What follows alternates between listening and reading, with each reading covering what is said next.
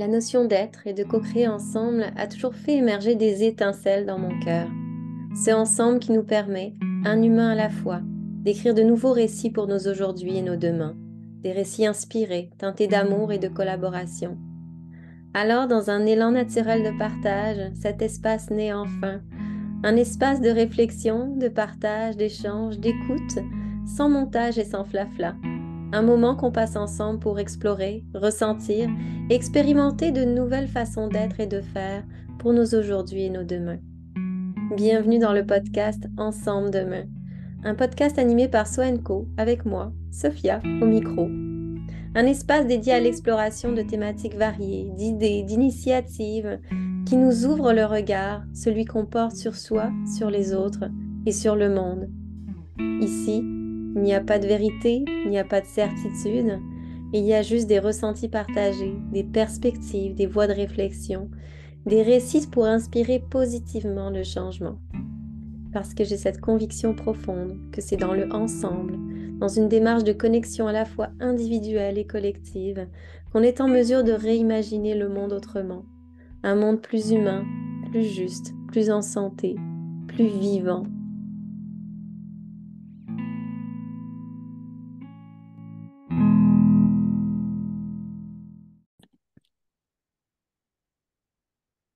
Alors bonjour et bienvenue dans ce nouvel épisode du podcast Ensemble Demain. Aujourd'hui, accompagnée d'un invité, j'avais envie qu'on aille explorer ensemble l'univers des mots, ces mots qui soutiennent, qui supportent et qui diffusent des messages de sens qui peuvent peut-être nous amener à porter des actions significatives. Puis dans le troisième épisode, je vous le racontais déjà, puis je t'en parlais à toi aussi, Charles, qui est déjà présent avec nous. On est des conteurs d'histoires. Et puis, tout ça depuis la nuit des temps. Donc, c'est au travers les mots, les concepts qu'on donne une signification aux choses, puis qu'on met en forme notre monde, nos histoires, qu'on recrée des visions du monde, un mot à la fois. Puis avec Charles Saliba Couture, qui est un copywriter, à mon sens, engagé et fondateur du projet Les mots pour la cause. Donc, les mots pour la cause qui accompagnent les entreprises en économie sociale à trouver les mots qui comptent et qui supportent des initiatives, justement, qui contribuent à cette transition sociale et écologique. J'avais envie qu'on se questionne avec Charles du pouvoir des mots dans cette transition-là vers une société qui serait plus juste, plus inclusive et plus vivante finalement, plus en santé. Donc, les mots, bien au-delà d'outils de communication, mais comme des véhicules de sens, de compréhension, d'inspiration, de mobilisation. Alors, bienvenue Charles, et puis merci encore d'avoir accepté cette invitation à échanger.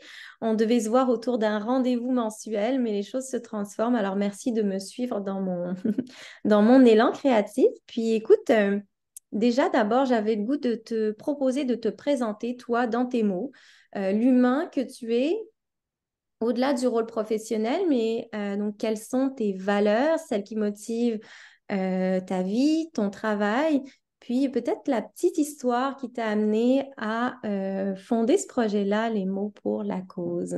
Je te, je te laisse nous raconter. Génial. Merci beaucoup, Sophia, et merci encore de l'invitation.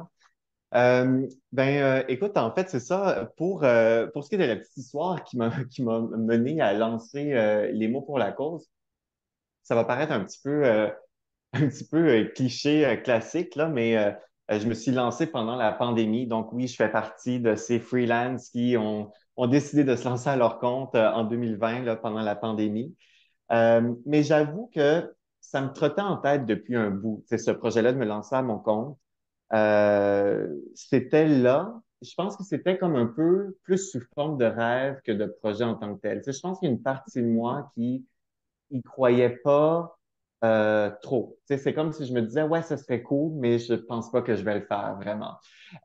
Puis pendant la pandémie, moi, même avant la pandémie, j'avais quitté mon emploi et tout ça, et j'étais à la recherche d'un emploi comme salarié, mais je vivais plusieurs frustrations par rapport aux emplois que je voyais. Il y avait des postes qui m'étaient proposés, mais même à ça, il y avait comme un désalignement. Je sentais qu'il y avait quelque chose. Je me disais, ah non, tu sais, je je suis en train de changer une pièce pour 4,25 sous. Là. Il y avait quelque chose qui allait pas. Je me disais, j'ai besoin d'un plus grand changement que ça.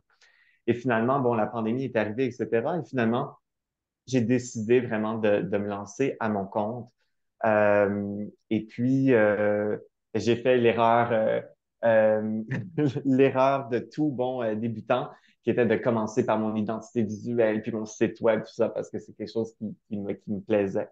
Et à ce moment-là, je savais déjà que que j'allais travailler avec les organismes à but non lucratif, les fondations, les entreprises d'impact ou d'économie sociale. Pour moi, c'était déjà clair. Tu sais, en fait, ma clientèle était très, très claire dès le départ. Ce qui était moins clair, c'était mes services. Au début, j'offrais un peu de traduction, un peu de révision, un peu de rédaction, puis toutes sortes de rédactions, là, pas juste la rédaction web. Je faisais aussi des rapports annuels et tous ces beaux documents qui sont très fun à rédiger. Je ne sais pas si on entend un peu mon sarcasme, mais tout ça pour dire que je devais préciser éventuellement mes services et je l'ai fait avec le temps. Mais ma clientèle, elle, était très claire. Je voulais vraiment euh, écrire pour mettre les mots au service d'OBNL, de fondations, d'entreprises. Je m'appelais pas encore, j'avais pas encore nommé mon entreprise des mots pour la cause. Ça, c'est venu plus tard, mais Ok. c'était déjà là dès le départ, là, dans ma tête, là, l'essence était déjà là, même si c'était pas sous forme de mots ou de brand en tant que tel, là. Ouais, c'était comme la première évidence, c'était je sais pas où je m'en vais, mais je sais avec qui j'ai le goût de travailler, à qui est-ce que j'ai le goût de soutenir. Ça, c'était déjà là dès le départ. Oui, Puis, exactement. au nom de quelle valeur tu t'es retrouvé à avoir cet élan-là, toi, de soutenir les OBNL, les entreprises en économie sociale? C'est quoi les valeurs, toi, qui t'animent, qui t'habitent? C'est qu'est-ce- Euh, Ouais. ouais, ben c'est ça. Tu sais, je te dirais que ce qui m'a amené à faire, c'est parce que j'allais dire ce qui m'a amené à faire ce choix, mais justement, ça n'a même pas été un choix parce que c'était comme une évidence en fait pour moi. Tu sais, je l'ai pas. J'ai pas eu à le choisir. C'était vraiment comme dans une continuité de ce que je faisais déjà, parce que bon, j'étais déjà un peu dans le milieu de la coopération internationale, tout ça avant de me lancer. Donc, c'était comme dans un esprit de continuité. C'était quelque chose qui était déjà connu, quelque chose qui me plaisait. Euh, et donc, c'est ça, c'est difficile pour moi de dire, voilà, tu sais, c'est pas que c'est un choix conscient de me dire, OK, tu sais, je souhaite maintenant vraiment faire un travail qui a du sens. Avant, je n'en faisais pas un. Tu Mhm. sais, c'était pas ça. Tu sais, mes frustrations n'étaient pas autant là, je dirais, parce que comment dire, souvent, quand on fait quelque chose, c'est oui parce qu'on a envie de faire quelque chose de nouveau, mais c'est aussi beaucoup parce qu'on n'a plus envie de faire quelque chose qu'on faisait anciennement. Tu sais, c'est beaucoup, Ouais. euh, je pense qu'on est plusieurs freelance à se lancer à notre compte, pas juste en se disant, ah, ça serait le fun de devenir freelance, mais aussi parce qu'on se dit, on n'est plus capable de telle ou telle chose. Puis chacun, on a nos raisons, chacune. Et moi, j'avais toutes sortes de frustrations qui n'était pas tant au niveau justement de se dire, ah, je travaille avec des organisations qui portent pas des belles causes. Non, au contraire, je travaillais pour des organisations qui avaient des super belles causes. Donc, c'était Mhm. pas là tant où est-ce que j'avais un désalignement au niveau de mes valeurs. Moi, où est-ce que j'étais plus désaligné au niveau de mes valeurs, c'était plus au niveau de la culture organisationnelle, la façon que les décisions étaient prises, tout ce qui était aussi micro-gestion, pas sentir que les employeurs nous font confiance au niveau d'avoir une liberté de où on travaille, de notre façon de travailler, de nos heures de travail. J'avais vraiment besoin de liberté. Tu sais, si on veut vraiment parler de valeur puis la nommer, je pense que c'était ce besoin de liberté. Ouais. Euh, et je pense que peut-être de façon un peu naïve, parce que bon, comme freelance, ça vient aussi avec de nombreuses responsabilités et des fois on se demande même si cette liberté est pas que théorique. Mais, même si j'étais un petit peu désillusionné par certains moments par après, à ce moment-là, c'était vraiment ça qui m'animait. C'était de se dire, j'ai le goût de liberté. Ouais, donc c'est parti de là en fait. Finalement, c'était pas tant contre quelque chose, mais pour cette liberté-là, au nom de cette liberté-là, que tu t'es lancé à ton compte, puis que tu as décidé peut-être d'entamer ce voyage-là entrepreneurial un peu à ta façon, sous tes règles à toi. Et puis et finalement, tu sais, ce que ça fait aussi indirectement, c'est que ça transforme finalement notre façon de voir le monde du travail. C'est quand on se lance au nom de la liberté, je pense ce qu'on véhicule aussi comme message au travers de ça, dans notre posture, dans ce qu'on fait, au fur et à mesure de nos apprentissages, parce que tu l'as dit, hein, des fois, la liberté, pour les entrepreneurs, on pense qu'on est libre, mais finalement, on se renferme dans une autre boîte qu'on s'est créée nous-mêmes. Mais tu sais, on s'en va comme ailleurs, amener le monde du travail ailleurs, parce que je trouve ça super chouette. Puis puis là, justement, toi, tu disais qu'au départ, tu écrivais, tu révisais, tu traduisais. Et pourquoi t'en es venu spécifiquement à aller justement aller soutenir les causes au niveau des mots qui étaient véhiculés? Parce que, tu sais, je disais tantôt, les mots, c'est vraiment des véhicules de sens. Euh, et on dirait que dans tout ce que tu partages, les mots pour toi ont un sens encore plus profond que ce que je peux amener. Tu sais, comment est-ce que toi, tu perçois ce rôle-là des mots dans, finalement, dans cette promotion-là de causes sociales qui comptent, puis dans le contexte de transition? Ben, en fait, déjà à la base, tu sais, ce qui était comme dénominateur commun pour tous mes services, que ce soit révision, traduction ou rédaction au départ, là, quand je me suis lancé début 2020, ben, c'était les mots. Les mots étaient déjà là dès le départ et en quelque part, c'était déjà un peu des mots pour la cause parce que justement, je travaillais pour toutes sortes d'organisations, BNL, fondations et autres qui portaient toutes sortes de causes sociales, que ce soit droits humains, etc. Mais à un moment donné, pour différentes raisons, entre autres parce que j'avais une surcharge de travail et tout ça, il y avait des éléments, il y avait des raisons qui étaient plus de domaine du pratico-pratique, on va dire, dans le sens qu'il y a 24 heures dans une journée. Mhm. Euh, mais au-delà de ça, il y avait aussi ensuite, quand est venu le temps de faire un choix, parce que je voyais bien que je devais faire un choix, euh, c'est là où je me suis dit, OK, c'est quoi, premièrement, que j'aime le plus? Donc, ça, c'est sûr, ça part beaucoup de son intérêt, de ce qui nous fait plaisir. Oui. Et je savais que la rédaction, c'est ce qui m'animait le plus. Euh, mais j'ai quand même hésité parce que c'était aussi ce qui m'épuisait le plus. C'est ce qui me Hmm. demandait le plus de charge mentale. Il y avait quelque chose pour moi, et c'est pas du tout pour enlever au niveau du travail, de la révision, de traduction, qui est quand même un travail qui demande énormément de minutie, de réflexion, d'outils, de méthodes, etc. Mais pour moi, ça me demandait moins, ça me demandait moins d'énergie que la rédaction. Et donc, j'ai quand même hésité pour cette raison parce que j'aimais bien sentir que j'avais quand même des moments où mon cerveau avait pas besoin d'être en hyperactivité continuellement et j'aimais ça avoir une diversité au niveau de mes tâches. Mais bon, quand même, j'ai fait le choix de me concentrer à la rédaction. Donc, en moins d'un an, j'ai décidé de couper dans la révision traduction. Je me suis concentré en rédaction et en rédaction web. Et rapidement, Mhm. par la suite, je me suis spécialisé en copywriting, c'est-à-dire en rédaction persuasive. Donc, de voir comment on peut persuader avec les mots. Et, euh, et pour moi, entre autres, une des raisons pour laquelle j'ai choisi la rédaction persuasive en français ou le copywriting en anglais, c'est que je trouvais ça intéressant parce que c'était un type d'écriture qui m'apparaissait être vraiment bien fité avec ce que je voulais faire. Tu sais, moi, je voulais voir comment est-ce que je peux mettre les mots au service de causes pour que les causes aient le plus grand impact, que les organisations, pardon, aient le plus grand impact possible sur telle ou telle cause. Et je voulais voir comment est-ce que les mots quel genre, quel type de mots peuvent avoir le plus grand impact. Et je trouvais que le copywriting, c'est un style d'écriture, c'est pas le seul, mais c'est un style d'écriture qui est intéressant au niveau de l'impact parce que c'est ça que c'est le copywriting, c'est de voir comment est-ce qu'on peut persuader une personne à faire une action précise, l'inciter, l'encourager à faire une action précise, comme par exemple de faire un don, de devenir bénévole ou de changer un comportement au Oui. profit de la transition écologique, sociale ou autre. Donc, c'est ça qui m'intéressait, c'est qu'au cœur du copywriting, il y a le mot action. C'est de voir comment est-ce qu'on peut inciter à l'action pour qu'une personne passe à l'action avec les mots. Et c'est là où je trouvais ça particulièrement intéressant, à quel point ça fitait avec mon désir d'avoir un impact avec les mots. Donc, c'est la principale raison pour laquelle je suis allé avec le copywriting.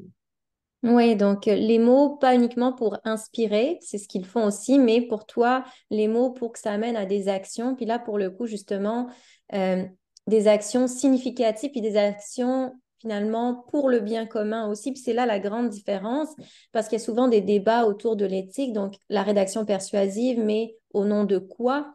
Puis, ce que je trouvais intéressant justement en t'invitant ici, c'est que pour toi, depuis le début, l'évidence, c'était au nom du bien commun, au nom, c'est du bien-être des individus qui sont autour et pas au nom de la manipulation.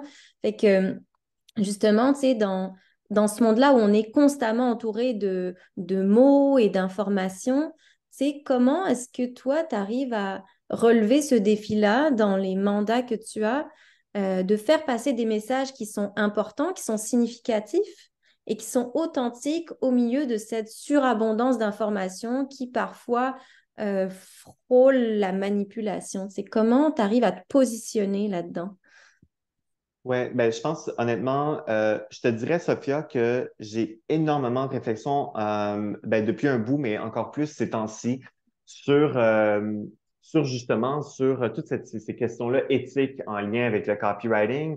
Évidemment, bon, il y a plusieurs là, personnes qui vont se questionner à savoir, ah, est-ce que persuader, c'est manipuler? Est-ce que c'est vraiment possible de persuader sans manipuler? Donc, il y a plein de personnes qui se questionnent là-dessus et il y a plein de personnes qui associent le copywriting, la rédaction persuasive, à la manipulation, tu sais. Et en même temps, on peut comprendre cette association-là parce que c'est vrai qu'il y a eu des mauvaises pratiques, des copywriters qui ont vraiment adopté des pratiques qui étaient très, très limites ou voire carrément de la manipulation. Mhm. Donc, il y a eu toutes sortes de pratiques qui ont été faites qui ont un peu terni la réputation quand même du copywriting, il faut le dire. J'en parlais aussi dans le cadre de d'autres interventions sur le fait que maintenant, ça nous oblige justement à parler de copywriting éthique, de copywriting responsable, de copywriting authentique, etc. On Ouais. est obligé de rajouter toutes sortes d'adjectifs pour pouvoir justement dire non, non, non, nous, c'est pas de la manipulation. On doit maintenant se distinguer de ces mauvaises pratiques qui ont eu lieu et qui ont encore lieu et qui sont encore adoptées par certaines personnes. Donc, ça, c'est un peu la partie un peu dommage. C'est que, bon, il y a certaines personnes en adoptant ces mauvaises pratiques-là, ont fait en sorte que maintenant, on doit continuellement rappeler non, non, non, persuader, ce n'est pas manipuler, persuader, ce n'est pas manipuler. Et Ouais. en effet, persuader, ce n'est pas manipuler parce que manipuler, ça sous-entend qu'il y a, bon, soit mensonge, exagération, omission, fausse urgence, mauvaise intention. Il peut y avoir toutes sortes de choses qui caractérisent cette manipulation-là et qu'on n'a pas nécessairement dans la persuasion. Puis je pense qu'il y a quelque chose qui est important dans ce que tu as mentionné, c'est que est-ce que parce qu'on travaille dans le monde des causes sociales, est-ce que qu'on soit une organisation comme une OBNL, une fondation ou même à titre individuel, est-ce que si on travaille pour des causes sociales, est-ce que nécessairement on est protégé? Est-ce que Mhm. nécessairement on se dit, bon, ben, vu qu'on travaille ultimement là pour le bien commun, pour une cause merveilleuse, aussi merveilleuse soit-elle, on n'est pas à l'abri justement de pratiques non éthiques. Je pense même qu'au contraire, qu'il faut faire doublement attention parce qu'on parle de sujets qui sont sensibles. Donc, je pense que même si l'objectif ultime est louable, comme par exemple décider qu'on veut lutter contre les inégalités ou de favoriser le bien-être et la santé mentale au niveau de notre société, etc. Même si tous ces objectifs et ces causes-là sont très, très louables, il faut faire doublement attention au niveau de notre façon d'écrire, des techniques qu'on adopte, dans notre façon de raconter les histoires, entre autres. Il y a beaucoup de storytelling qui est employé par différentes organisations, de voir comment Mhm. est-ce qu'on peut raconter, par exemple, une histoire sans tomber dans la victimisation, par exemple, pour donner cet exemple-là précisément. Ouais. Euh, donc, il y a beaucoup de choses qu'on doit encore plus prendre en considération parce qu'on parle justement de causes sociales, parce qu'on parle de personnes humaines. On n'est pas en train de vendre des chaussures. Donc, c'est encore plus important, je pense, de faire attention et de se rappeler qu'on n'est pas à l'abri, qu'autrement dit, la fin ne justifie pas les moyens, là. On doit réfléchir à nos moyens. Puis les moyens, c'est quoi dans ce cas-ci? C'est les mots. Donc, il faut vraiment qu'on pense à nos mots et comment est-ce qu'on peut les adopter, pardon, de façon éthique. Oui, tout à fait. Oui, c'est super intéressant ce que tu amènes, c'est qu'on peut justement être une entreprise à vocation sociale et pourtant se faire prendre dans le piège de la rédaction non éthique. Puis je trouve ça intéressant ce que tu dis aussi parce que l'idée, en fait, c'est que on peut être une entreprise privée et avoir le goût, c'est d'amener les individus vers une transition positive et en même temps se laisser prendre à le faire de la mauvaise façon ou la même chose pour un OBNL ou pour une entreprise. En fait, peu importe, on peut être pris dans ce piège-là. Donc, il y a une minutie à avoir autant dans les mots qu'on utilise, dans le sens qu'ils ont, dans la manière dont ils sont formulés, mais aussi, j'imagine, pour toi en tant justement que prestataire de service, dans la façon dont tu filtres un petit peu les collaborations que tu vas avoir en allant déterminer quelle est l'intention finalement de cette personne à vouloir faire passer ce message-là. Comment toi tu filtres au moment de choisir avec qui tu vas collaborer ou non? C'est quoi un peu tes filtres naturels que tu amènes avant de dire oui à quelque chose ou Oui, de dire puis non? peut-être, en fait, ce fait, si tu me permets, avant de te parler un peu de ces filtres-là, il y a quelque chose d'important, je trouve, que tu as dit, c'est par rapport à l'intention. Parce que c'est vrai que l'intention fait vraiment déjà une bonne différence lorsqu'on parle de questions éthiques, c'est-à-dire que c'est pas juste dans ce qu'on fait, mais c'est dans l'intention qu'on fait, qu'on peut trouver, entre autres, justement, cette distinction entre, par exemple, la persuasion et les manipulations. Tu sais, il y a entre autres cette question de se dire, déjà, une des distinctions entre les deux, c'est l'intention derrière. Tu sais. Donc, déjà, Mhm. cette intention-là, elle est importante, puis c'est pas pour la sous-estimer, mais en même temps, je pense qu'elle ne suffit pas. C'est là où je veux en venir. Cette intention-là ne suffit pas. Euh, et justement parce que il y a justement, vu que je travaillais avant dans le milieu de la coopération internationale, ça, c'était quelque chose qu'on voyait souvent là il y avait toutes sortes d'articles scientifiques, de livres dans le milieu de la coopération internationale qui s'appelaient quelque chose dans le genre Beyond Good Intentions. C'était au-delà des bonnes Mhm. intentions. Ouais. Et c'était pas pour rien, en fait. C'était souvent de dire que justement, à travers toutes là, je replonge dans mon ancien domaine, là, mais qui était tout au niveau de l'aide humanitaire ou des différentes interventions, que ce soit de l'ONU ou autre, là, ou peu importe. Derrière toutes bon, des fois, c'est en apparence aussi, là, il faut voir c'est quoi les intérêts, parce que souvent aussi, il y a des intérêts derrière. Mais Ouais. même lorsque certaines ONG ou organisations ou autres vont se dire vraiment, non, non, nous, c'est vraiment avec telle bonne intention, mais ça ne veut pas dire pour autant qu'on ne fait pas de mal, tu sais. Et c'est là où il y a eu une approche qui a été développée dans le milieu de la coopération internationale qui s'appelle l'approche Do No Harm. Et c'est justement de se dire, mais même avec tes bonnes intentions, il faut que tu t'assures au-delà de même de faire du bien, il faut d'abord et avant tout que tu t'assures que tu ne fais pas de tort, tu sais, Mhm. même avec ces bonnes intentions-là. Et je pense que, pourquoi je parle de tout ça, c'est que je pense que ça s'applique aussi à notre façon d'écrire. Même si on se dit, ah, moi, j'ai des bonnes intentions, déjà là, déjà, c'est pas pire, c'est un bon départ, mais ça suffit pas. Même si tes intentions sont bonnes, il peut quand même y avoir, tu peux quand même faire du mal à travers tes mots, même avec les bonnes intentions, dans la façon de communiquer certains messages. Comme je le disais, c'est souvent des sujets qui sont très, très sensibles qu'on aborde quand on est dans le monde des causes sociales. Donc, c'est important d'aller d'au-delà de ces bonnes intentions-là et de vraiment avoir un bon coffre à outils pour pouvoir vraiment analyser l'impact de nos mots, autrement dit. Tu sais. Ouais, donc il y a Euh, un travail minutieux finalement d'aller au-delà de l'écriture, d'aller analyser, d'aller valider, d'aller finalement peut-être aller même au-delà de nos propres certitudes, de se questionner, bon, tu sais, où est-ce que je m'en vais avec ça? Quel impact ça peut avoir? Est-ce que je peux causer du tort au travers de cette formulation de phrase et tout ça? Donc, oui. au-delà de la rédaction qui est faite dans une bonne intention, il y a vraiment ce travail minutieux aussi d'aller se détacher de sa certitude, ses certitudes quand on écrit pour aller finalement se questionner, se remettre en question dans les formulations, dans les mots, au travers le sens des mots. Donc, je ne sais pas si je comprends bien, c'est ce que tu partages, mais c'est un petit peu ça que ça m'amène aussi. Fait que finalement, tu sais, il y a tout et je trouve intéressant aussi dans ce que tu dis, c'est que autant la rédaction persuasive, là maintenant, on est obligé de dire que c'est éthique ou que c'est responsable ou que c'est engagé parce qu'il y a des manières de rédiger de manière persuasive qui sont dans la manipulation, mais c'est la même chose justement en termes de consommation, en termes d'alimentation. Il y a toujours des manières éthiques de faire et non éthiques de faire. Puis je pense que peut-être que ce qui va aller créer une différence, c'est cette capacité aussi parfois à se remettre en cause, à semer peut-être le doute parfois dans notre esprit, puis en se disant, OK, au nom de quoi je le fais, mais comment est-ce que je le fais, puis quel impact ça peut avoir, donc se projeter aussi.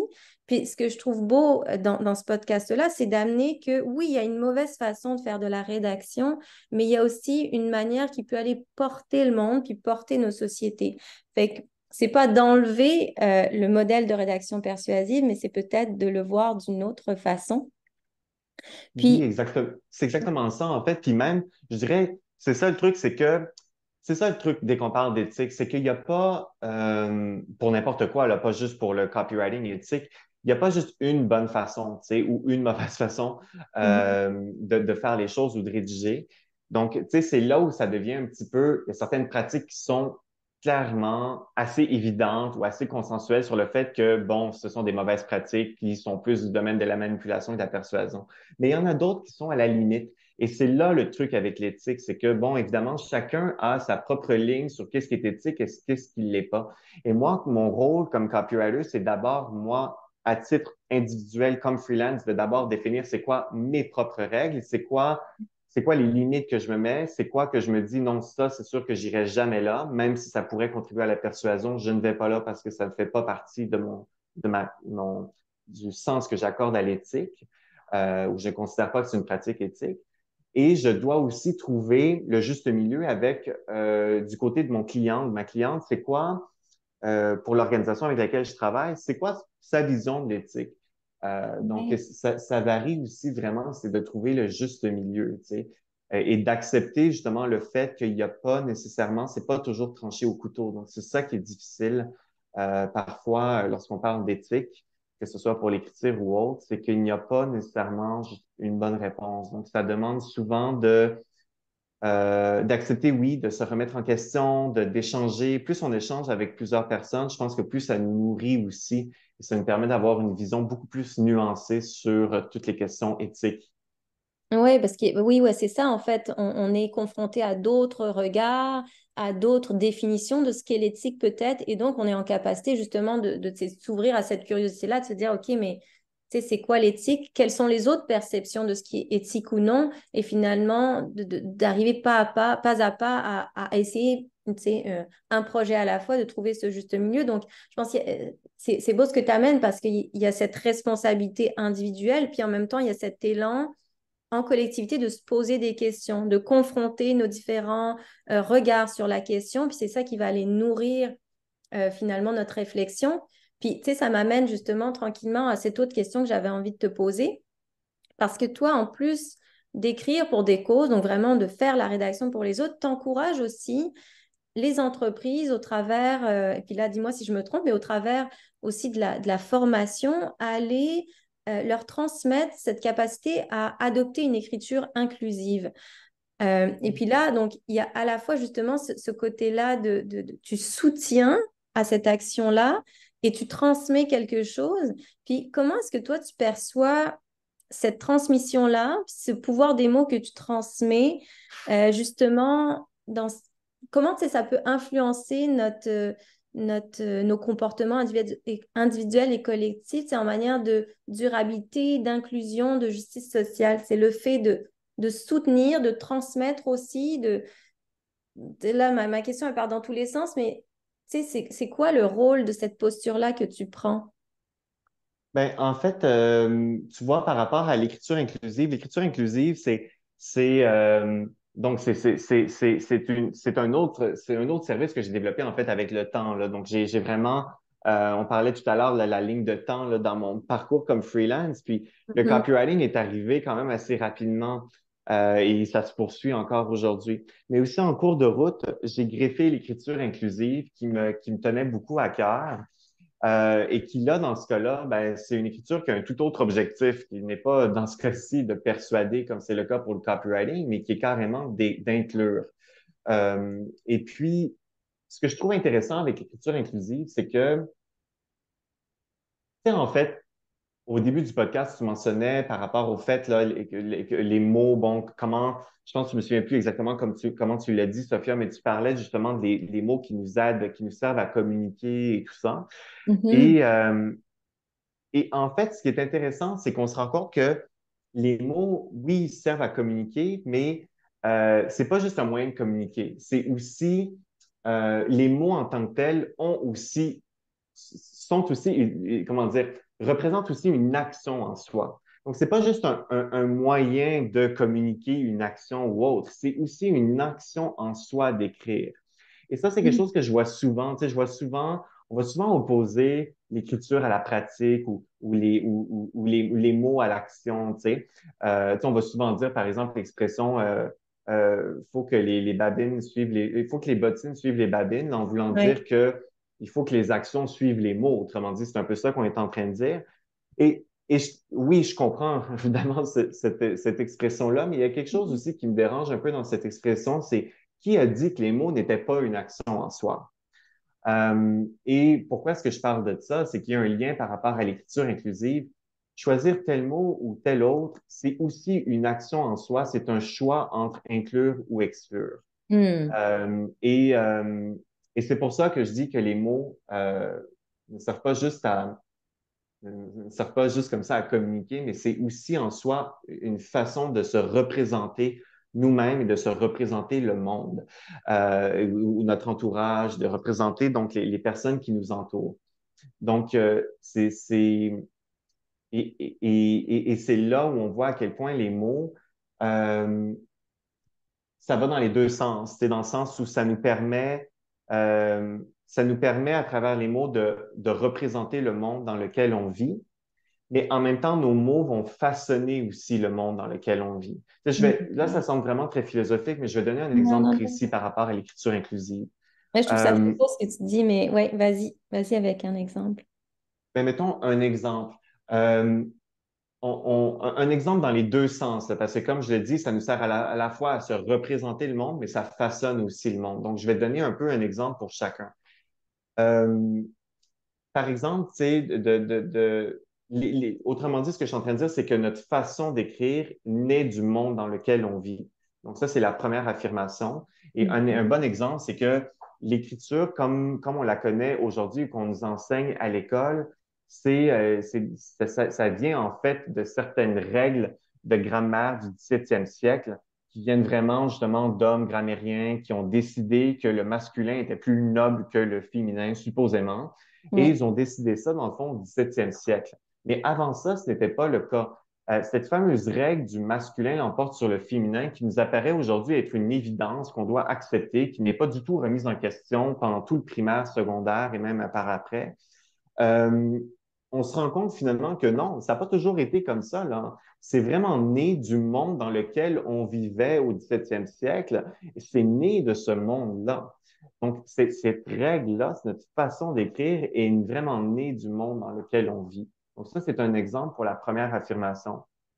La deuxième affirmation, c'est de dire que les mots ont aussi un impact sur le monde en tant que tel. Donc, c'est à l'inverse. Donc, ça a un impact aussi sur notre façon de nous représenter le monde. Puis un bon exemple, c'est une étude qui a été faite, toujours en lien avec l'écriture inclusive, une étude qui a été faite où est-ce qu'on a mis devant deux groupes de jeunes, je me souviens plus leur âge exactement dans l'étude là, en question, mais on a mis devant ces jeunes-là des descriptifs de postes. Et pour le premier groupe, les descriptifs étaient juste écrits au masculin, donc avec la fameuse règle, là, le masculin l'emporte sur le féminin. Et dans Oui. le deuxième groupe, il y avait, on utilisait dans le fond les doublets, donc forme masculine et féminine. Donc, par exemple, de dire que c'est un poste, un affichage de poste pour un poste de rédactrice et de rédacteur, par exemple. Donc, ça, c'est un exemple d'un doublet. Et ce qu'on a vu, c'est que on posait la question à ces jeunes-là, dans le groupe 1 et dans le groupe 2, on leur posait la question, est-ce que, est-ce que vous vous imaginez occuper ce poste-là? Ou quelles sont les chances? Ou quelque chose comme ça. Et ce qu'on Mhm. a vu, en fait, c'est que dans le groupe 2, où est-ce qu'il y avait la forme masculine et féminine, Les filles, donc c'est ça, c'était des jeunes, là. Les filles s'imaginaient vraiment, lorsqu'elles allaient grandir et devenir adultes, elles s'imaginaient vraiment beaucoup plus occuper ces postes-là lorsque le poste était aussi écrit à la forme féminine. Donc, Elles se pourquoi est-ce que je donne projetaient. Pardon? Elles avaient cette capacité de se projeter dans, tu sais, d'avoir Exactement. été inclus dans le groupe, ouais. Les mots avaient un impact sur la façon qu'elles se représentaient, elles, comment est-ce qu'elles se percevaient, comment elles se voyaient. Donc, ça avait vraiment un impact en tant que tel, là. C'était pas juste des mots comme ça, là, pour communiquer un message ou quoi que ce soit. Ça avait vraiment un impact dans notre façon de se représenter et de se représenter le monde. Oui, et puis d'où à nouveau ce que tu partageais tantôt quand tu as dit que les mots sont une action finalement. C'est ça, c'est Exactement. une action en tant que telle parce que finalement, cette action-là qu'on va porter ou non, cette inclusion-là ou cette exclusion-là vont avoir un impact sur le comportement et donc c'est une action. Oui, oui. Ah oui, c'est très intéressant ce que tu amènes finalement. Puis, tu sais, même. Puis là, je fais un lien bizarre parce que c'est juste que j'en parlais quand je parlais beaucoup de la notion de justement de collaboration, d'entraide, c'est que il y a un moment dans la société, tu sais, tout comme les mots, à un moment donné, on s'est dit il y a le masculin qui l'emporte sur les féminins. Le féminin, c'est un peu comme une histoire qu'on s'est racontée. Et puis pareil avec la notion, tu sais, de solidarité, d'entraide, les sociétés d'avant étaient beaucoup dans cette dynamique-là d'entraide, de solidarité, de collaboration. Puis à un moment donné, on a décidé de transformer l'histoire, de se raconter une autre histoire, puis de se dire que c'était la compétition qui valait. Puis je trouve qu'avec les mots, c'est un peu ça finalement, c'est que selon aussi l'histoire qu'on se raconte autour des mots, autour de ce qui est bon à nommer, à inclure ou non, ben, ça va influencer finalement aussi notre représentation du monde et notre façon d'écrire. Fait que là, je pars dans tous les sens, mais tu sais, je Mais faisais en fait, là. non, je trouve vraiment pas que tu parles dans tous les sens parce que je trouve que tu rajoutes un point dont on parle peu, c'est pas juste dans le fond, c'est pas juste ce qu'on dit dans les histoires qui importent, c'est aussi ce qu'on ne dit pas. Tu sais, c'est aussi Mhm. les histoires qui ne sont pas racontées. Ça aussi, ça peut faire aussi mal que les mots qu'on emploie. Puis bon, on peut penser à plusieurs exemples là, dans l'histoire là, de plusieurs groupes marginalisés dont leur histoire, dans le fond, est complètement effacée des livres d'histoire qu'on a pu nous enseigner par exemple, à l'école. Il Ouais. y a des exemples à la pelletée, là.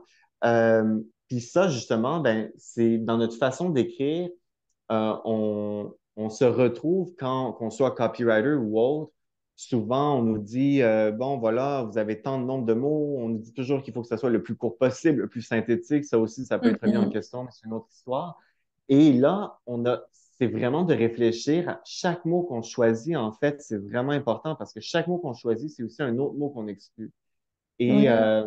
donc, c'est pour ça, en fait, que c'est pour ça que des fois, on se casse pas mal beaucoup la tête pendant des heures, là, même si c'est des fois des textes très courts, euh, parce qu'on se rend compte, en fait, à quel point les mots ont un impact, à quel point ils ont le pouvoir de raconter une histoire ou de mettre une autre histoire sur silence, à quel point ils ont la capacité aussi de peut être perçus comme étant parfois de la manipulation, d'autres fois non, comment des fois ils peuvent exclure ou inclure. En tout cas, les mots peuvent faire toutes sortes de choses, ils ont toutes sortes de pouvoirs, tu sais.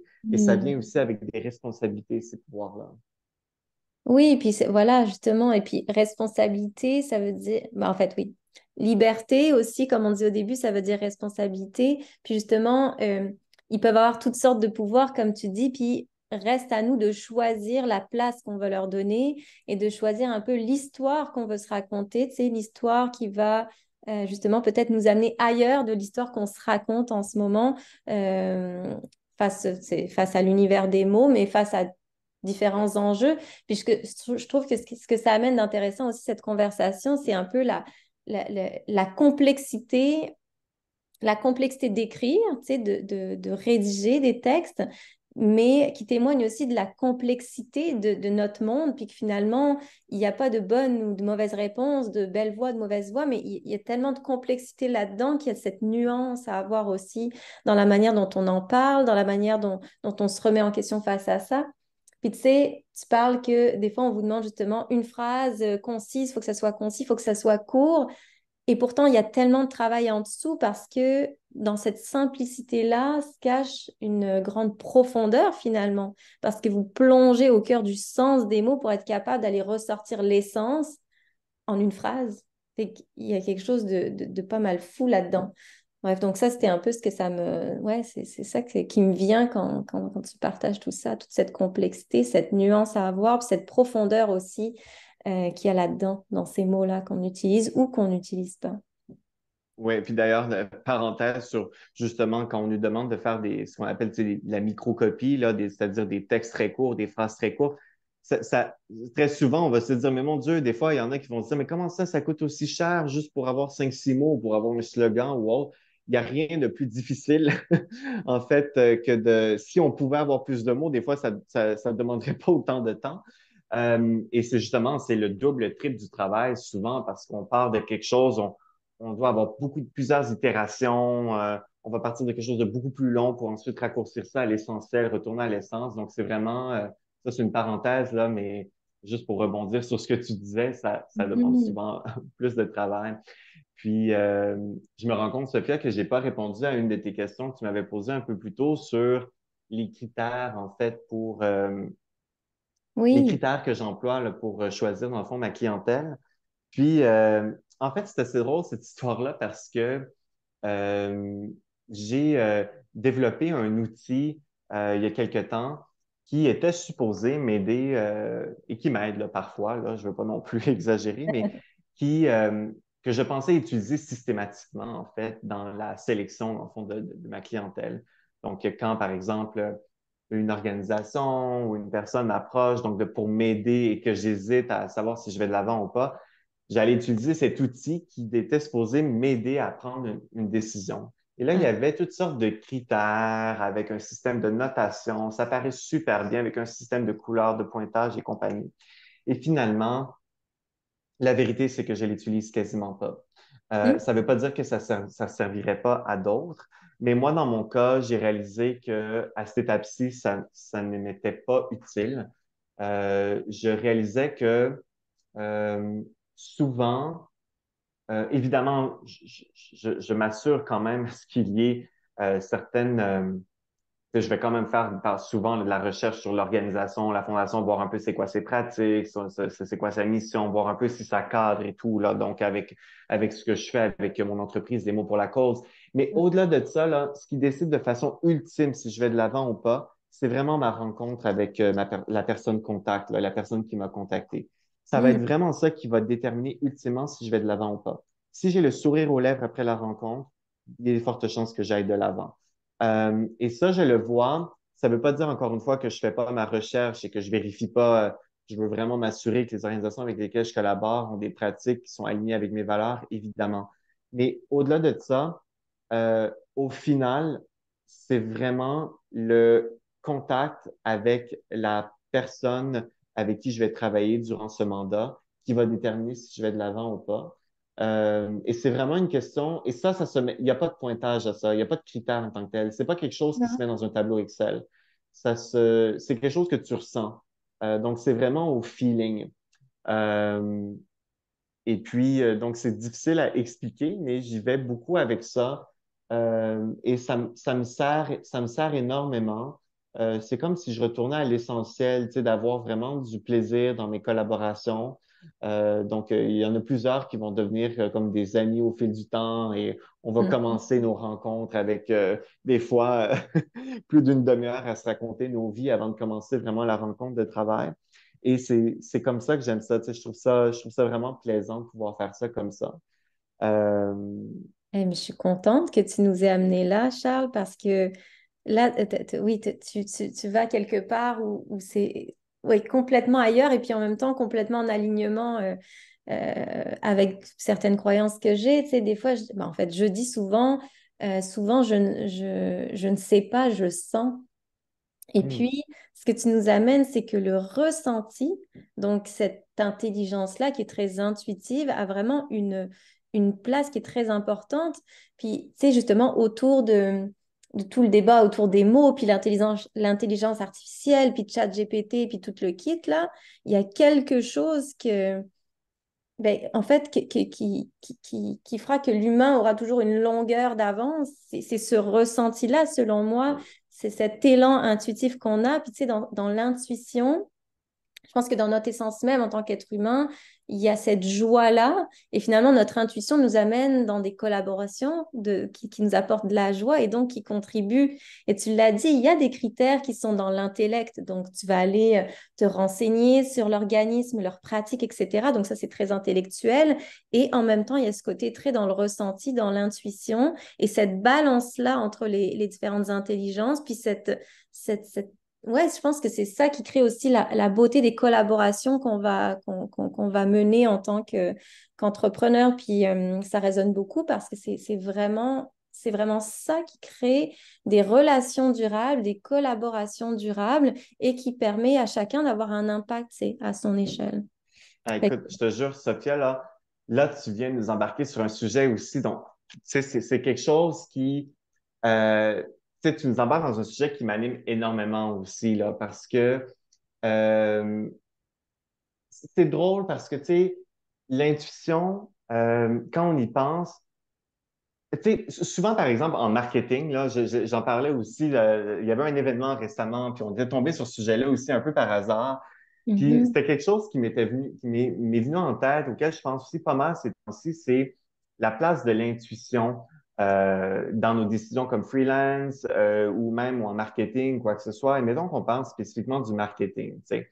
Le marketing, tu sais, on va souvent dire, bon, regarde tes chiffres, analyse, va voir ton Google Analytics, etc.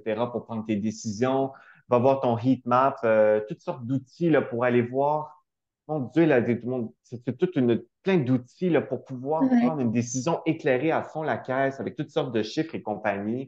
Va voir tes algorithmes, tes posts qui ont le plus fonctionné, ton top 3, blablabla. Puis finalement, je dis pas que tout ça n'est pas important, euh, mais c'est comme si on a fini par vraiment complètement mettre de côté l'intuition.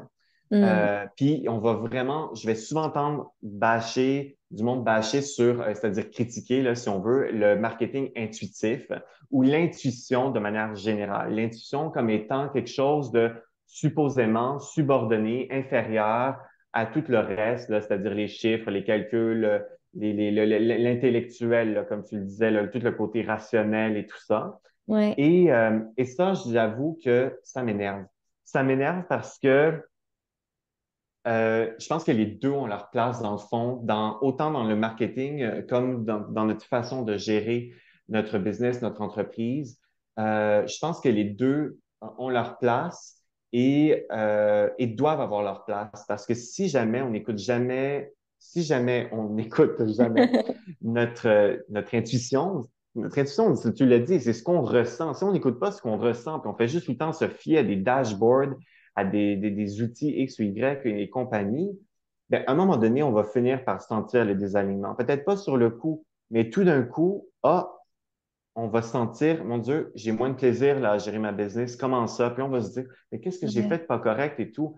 Ben, ça part à la base. Est-ce que tu t'es écouté? Tu sais, puis là, j'ai l'air de critiquer les autres, mais je me critique moi parce que moi, je suis tombé dans le panneau. Moi, Bien j'ai sûr. arrêté Bien d'écouter sûr. mon intuition pendant un bon bout de temps. Puis là, en ce moment, je suis dans une phase parce que j'ai tellement envie et besoin de me reconnecter avec cette intuition et avec ce que je ressens dans toutes les décisions que je prends, tu vois. Donc, encore une fois, c'est vraiment pas pour critiquer les autres, c'est vraiment comment on appelle ça, self-reflection, là, une auto-réflexion ou une auto-critique, là, je suis en train de m'analyser en ce moment, autrement Ouais. dit, où est-ce que je me rends compte à quel point j'ai mis l'intuition un peu de côté, et j'ai envie de lui redonner sa place. Mais oui, puis tu sais, j'aime beaucoup, il y a beaucoup d'humilité en fait dans ce que tu partages parce que tu dis, ça veut pas dire que c'est parce que moi je le fais puis que tu sais, que j'ai toujours suivi mon intuition, mais que c'est un petit peu un retour à ça que tu amènes sans dire que l'intellect a pas sa place et regarder nos chiffres, nos statistiques, bon, ben, c'est bon, ça peut soutenir des choses, mais c'est comme un peu Exactement. le regard sur le passé. Puis j'aime bien dire que notre intuition nous amène à ouvrir le regard vers le présent, puis vers le présent parce qu'on revient dans le corps, et aussi vers le futur parce que ça nous amène ailleurs, ça nous amène dans une autre horizon. Donc Oh, c'est oui, j'aime vraiment ça. Ouais, mais c'est complémentaire finalement, ce ressenti-là. Puis même que ça soit au niveau entrepreneurial ou dans nos vies, c'est que l'intuition fait partir nos choix d'un élan intérieur. Donc, on est dans cette motivation intrinsèque, alors que les statistiques qu'on peut voir ou ce qu'on peut voir à l'extérieur de nous, ben, ça nous amène un élan extérieur finalement. Et dans cette transition qu'on vit, je me questionne souvent et si c'est pas quelque chose qui doit venir de chacun d'entre nous, non pas de l'extérieur, non pas contre quelque chose, mais pour quelque chose à l'intérieur de nous, puis qu'on projette à l'extérieur pour soutenir les causes qui nous tiennent à cœur, pour se soutenir nous-mêmes, c'est pour être à l'écoute, comme tu as dit, de nous-mêmes et donc prendre soin de nous-mêmes pour être en capacité de prendre soin de ce qui nous entoure aussi. Donc, il y a beaucoup aussi il y a beaucoup aussi ce côté-là, je trouve que ça nous amène de revenir dans le ressenti. Puis, J'adore ça, j'adore ce que tu dis. Tu vois, j'avais pas pensé à ça, mais j'adore comment tu en parles. ah, mais je suis heureuse que ça résonne. Puis, en fait, tu sais, au moment où j'en parle, tu sais, ça pétille dans tous les sens parce que tu sais, je m'en allais pas là du tout dans notre conversation. Puis, tu l'as amené très naturellement. Mais, tu sais, je vois à quel point, moi, ça m'anime de parler de ça. Puis, ça fait du sens pour moi. Puis, je trouve ça beau, en fait. Donc, ça pétille positivement. Puis, tu vois, j'ai envie, justement, pour respecter ton temps aussi au travers de cet échange, mais de profiter de, ce petit moment-là où, justement, on parle de ressenti de notre corps. C'est hors antenne, je t'avais dit que j'avais le goût que tu me partages en fin de rencontre un peu les mots ou bien le récit ou le ressenti justement qui représenterait pour toi c'est une transition vers un aujourd'hui et puis un demain qui serait plus doux, plus vivant, plus en santé. C'est si tu fermes les yeux puis que tu es dans ton corps ou si tu regardes par la fenêtre et tu vois quoi, tu ressens quoi, ça ressemble à quoi ton aujourd'hui puis tes demain, ils ressemblent à quoi? Ben, mettons, si je pense en termes de mots, là, il y a un mot qui me revient toujours en tête, c'est inclusion. Je pense que c'est un mot qui me vient beaucoup en tête parce que, ben, tu sais, ça part toujours de trucs personnels dans le fond, là.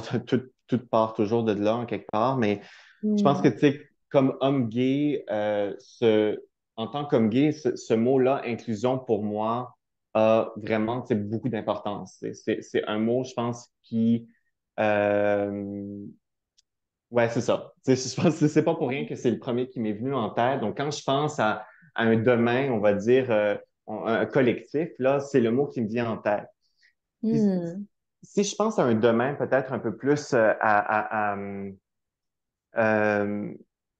tu sais, si je pense peut-être plus en termes d'un domaine sous forme d'image, là, j'imagine que tu me partageais avant qu'on commence notre rencontre, tu me partageais comme quoi une des invitées avait dit qu'elle regardait par la fenêtre puis elle voyait du vert, tu sais, donc elle Ouais. s'imaginait dans la nature. Puis c'est drôle parce que cette image-là m'est restée en tête. Moi, je pense que si je regardais par la fenêtre, je verrais pas mal de bleu, tu sais, je verrais pas mal d'eau. Ah, Euh, wow. puis c'est comme un besoin en ce moment qui m'anime énormément. Tu sais, pendant 6 semaines, j'ai été dans les maritimes au courant de l'été. Et c'est pas non plus la première fois que, bon, que je suis au bord de l'eau et que je réalise à quel point, et cet été, ça m'a frappé encore plus, là. J'ai réalisé à quel point ça me faisait du bien. Tu sais, juste d'être au bord de l'eau, ça me fait un bien incroyable. Tu sais, mais vraiment, là, ça a un impact direct. Pendant mes vacances, j'avais quelques jours où est-ce que je travaillais un peu. Puis des fois, ça fonctionnait pas comme je voulais. Puis des fois, j'étais un peu irritable. J'ai vécu aussi certains défis là, pendant mes vacances et compagnie. Mais c'était instantané. Dès que je me retrouvais au bord de l'eau, après, donc en fin de journée, en soirée, peu importe, là, après la journée normale ou la journée de travail ou peu importe, c'était quasi instantané, j'avais un bien-être là. Et ça, c'est peut-être quelque chose qui me frustre du fait de vivre à Montréal, donc sur une île, d'être entouré d'eau, mais de ne pas avoir tant que ça accès à l'eau. Oui, il y a quelques accès ici et là, là, mais on n'a Hmm. pas tant que ça accès à l'eau. Et ça, pour moi, c'est vraiment dommage, en fait. C'est un peu une frustration que j'ai en ce moment. Ah, fait que tu nous revois avec du bleu, puis peut-être se remettre en contact avec l'eau, avec cet élément-là. Puis nous, on est constitué d'eau aussi, donc je trouve ça Je trouve ça très beau comme image, ce que tu amènes aussi. Oui, De- ben peut-être si on est pour se mettre en contact avec l'eau des maritimes, ça vaut la peine de se mettre un wetsuit parce que l'eau est extrêmement froide, elle est glaciale. Donc, ouais, ce serait juste à prévoir le wetsuit, là. Ouais, ouais. Mais tu sais, et puis, et puis, dans ce que tu dis aussi, c'est d'être en contact avec l'eau. Tu sais, même quand on vit dans un pays d'hiver, et puis la neige, c'est de l'eau aussi. Donc, peut-être, oui, oui, j'aime ça. En fait, moi, ça m'amène plein de... Ouais, ça Ben, m'amène plein d'images ben, d'être tu en vois, contact cette avec toutes eau-là, ces l'eau formes. sous cette forme-là, sous forme de neige, je m'en passerais un petit peu. Ça, je t'avoue, je vois l'hiver qui s'en vient, puis je trouve ça de plus en plus difficile, là. Tu sais, je sais pas si je voudrais avoir l'extrême chaleur continuellement, mais c'est quelque chose, bon, là, on est parti, là, mais tout ça pour dire que oui, tu sais, je pense que de manière générale, là, je fais un peu des blagues, mais je pense, Sophia, tu sais, ça revient un peu à ça, tu sais, d'être plus en contact avec la nature. Au final, je pense que ça revient quand même à ça, puis de voir comment est-ce qu'on peut l'intégrer un peu plus dans notre quotidien, là. Ouais, ouais. Puis de voir comment ça contribue. C'est comme tu l'as dit, des fois, j'avais des mauvaises journées, tu sais, mais d'être en contact avec l'eau, ça me procurait un bien-être.